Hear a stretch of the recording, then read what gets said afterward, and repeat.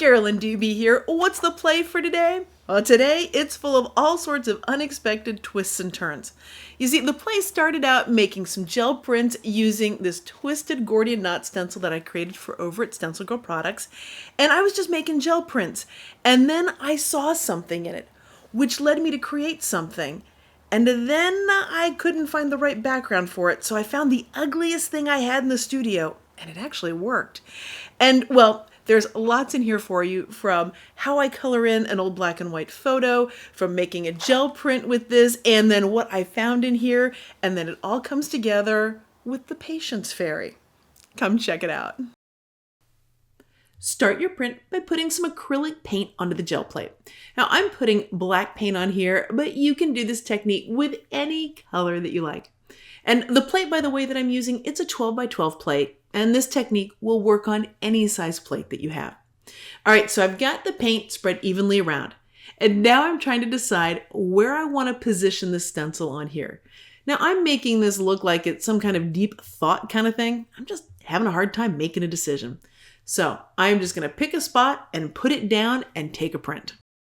And there are lots of papers that you can use to do this. Today I'm choosing to use tissue paper for it. That's why the paint is coming through it very, very quickly and getting on my hand. So I'm going to take a piece of book text and use that as the cover paper. That way I don't end up with so much of it on my hand. The tissue paper that I'm using, I love because it comes flat without any creases in it. It's 12 by 18 size, and I just cut them in half to get them into a size that I like.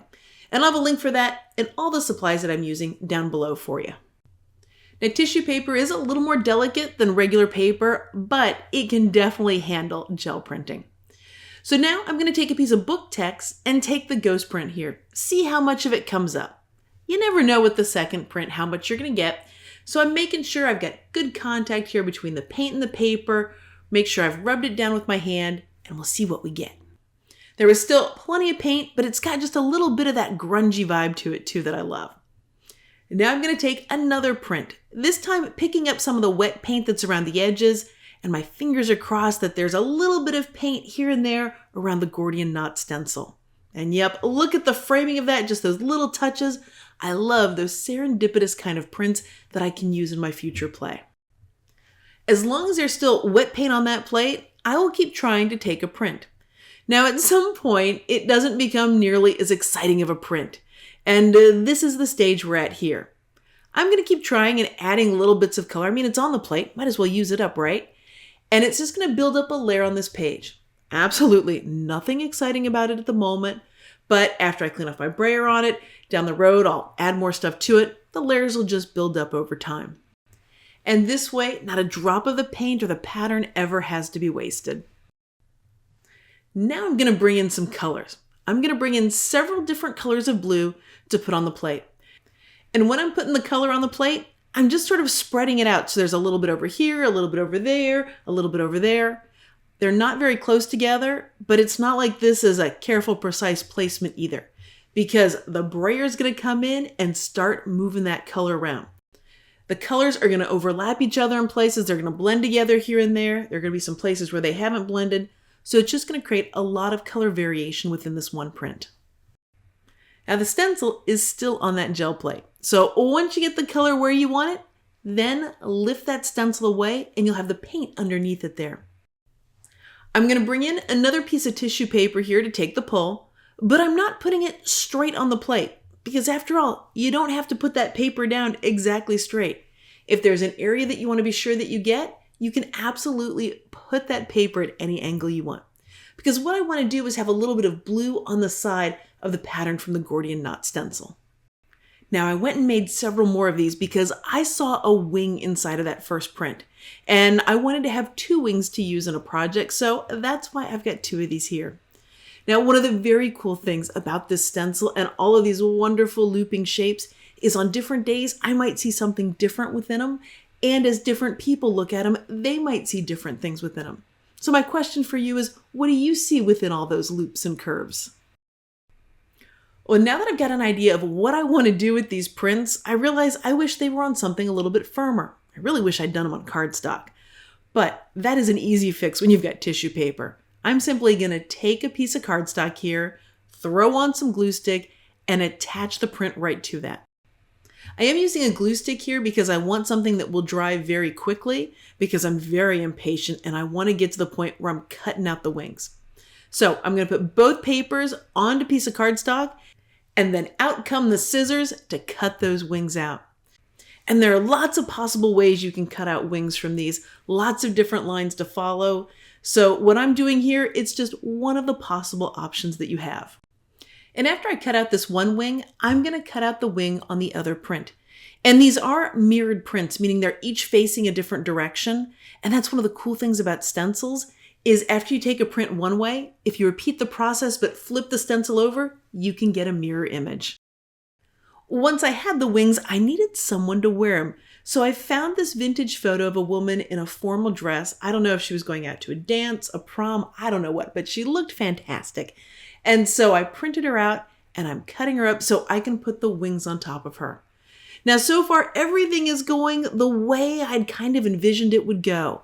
She's got these beautiful grand wings, except I got stuck at this point. I loved how she looked, but I couldn't figure out a background to put her on. And so I went through everything in my studio, trying her out on background after background, on canvases that I'd started, on art journal pages, all over the place. And all these ones that I loved, and she didn't fit on any of them. It didn't work. It just wasn't right, and I knew it. So I thought, what do I have to lose? Let me grab the ugliest background that I've got in the studio, the one that I don't like at all. It's this one. I don't love the colors on it. It just doesn't sit right with me. I've got all bits of torn things. I experimented. There are just so many layers of stuff on there. I've glued stuff on there and ripped it off at other times. And much to my shock, once I put her on that, it was like it was meant for it. That was the perfect background for her. She felt right at home there. So now that I knew the background she was going to go on, I could customize the color of her dress. I'm using an art crayon here, and I'm not coloring precisely or within the line, so to speak, because what I'm going to do is take a baby wipe and blend and move that color around. And if you don't want to use a baby wipe, a damp paper towel works well for this too. Now I'm using Marabu's art crayon, but guess what? A distress crayon, a gelato, there are lots of watercolor type crayons that you can use to do this. Because once you get them on there, you take something damp, like that baby wipe, and you can gently spread and smear that color around. One of the things that's really tricky for me with this technique is keeping the color where I want it to go when working on something precise, like around her hands. So I'm being extra careful there to make sure the yellow stays on her skirt. Now, for the band around her waist, I'm going to bring in another color. Of course, I could have done it all in yellow, but I'm just going to give that a little punch of orange here. And when you're using something like an art crayon, a gelato, a distress crayon, anything like that, you can also just leave it as a dark mark. So I've got the background that I blurred and spread around with the baby wipe, and then on top of it, I left the marks a little bit darker. Now for her top, a wonderful, vibrant purple to put on there. This purple felt like a mistake at this point, but I don't really call them mistakes. I call them an oops, an outstanding opportunity presenting suddenly. Because the purple from the art crayon, it didn't quite give me the look that I was after. But even when things don't go as planned, even when they feel like a mistake, it is really an opportunity. And the opportunity with this one comes with the next layer. I went and grabbed some acrylic paint that had the color and the vibrancy that I was going for. And I realized that by putting it on top of the purple art crayon, it added more depth and dimension to it, made it much more interesting having a layer of purple that was slightly different underneath it with the top one. And I never would have done that if it wasn't for that oops. Well, and we're about to have another oops here with her, but I'll explain that one in just a moment. I'm going to use gel medium here to hold the wings down. And the reason why I'm using gel medium is I need something a little bit stronger than a glue stick because I've got a cardstock, which is heavier here, that's underneath the tissue paper of the wings, and it's going on to an uneven surface because the wood panel here, it's got all sorts of texture from all those various layers of things on there. So as I push that first wing down there, I'm putting her on there to make sure I've got the position just right, and I'm going to repeat this for the other wing. But now the oops for her, she's actually on really thin paper and it's going to be a little too thin to glue down onto such a textured background. So I need to put her on top of a piece of cardstock, glue her down just like we did the tissue paper, and then cut her out again. Now in a perfect world, I would have realized this before I cut her out the first time, so that both things would have been cut at the same time. And yeah, to the impatient part of me, that really does feel like a really, really big deal, a whole lot of time that it's going to take to do this. But truthfully, between you and me, it's really not that long, but man, can it feel that way some days. Now that she's all cut out and ready to be glued down, I realized who she was. She's the Patience Fairy. She is here to guide me through the incredibly challenging path of embracing patience, learning how to use those patience muscles that are buried deep within me. Now that I know who she is, I need to put a title onto this piece. So I'm going to grab a piece of colorful cardboard and stencil the Patience Fairy. I'm going to use a piece of washi tape as my guide for where I'm going to position the letters for the word patience. Now the washi tape doesn't go all the way to the end on the left side of this, and there's a reason for that. And that is that the letter P will hang down below the line, so that's why I didn't put the washi tape all the way there. That way the bottom part of the P can be stenciled. Now for those of you with perfectly clean stencils, you can actually see through the stencil to see where to position the next letter. Clearly, with my stencil, I can't see through it because there's plenty of paint left on it. So that's why I'm using the washi tape. I've really zoomed in here and I've really slowed the camera down so you can see how I line up those letters. So I take the bottom of the letter and I make sure that it's at the top of the washi tape. And usually what that means is I see the washi tape through the letter and then I gently nudge the stencil up until the washi tape disappears. Now keep your eye on the left side of the A because as I slide it over, do you see that little bit of black that just showed up there? That was the letter P. So I know if I can see that black, I'm too close. So I just scooted it back to the right a little bit and that gave me the spacing so that I know I'm close to that letter, but I'm not touching it. So now that I know that I've got it in position, I can grab a cosmetic sponge and bring in the paint. And I'm going to do this for each one of the letters. I'm going to keep the camera at regular speed so you can just see how quick and easy it is to position the next letter. So I'm going to bring in the T, and as I'm sliding it up and down, you know that I'm trying to find the washi tape there, and I slide it over the left and a little bit to the right. You know that's how I'm finding where the other letter is, so I'm not touching it, but I'm near it. Something that I've learned the hard way is that when I'm stenciling letters, there's no autocorrect telling me I've misspelled something. So because I'm a chronic misspeller, especially if I'm focusing on the individual letters and placement of them, I kind of forget which letter comes next.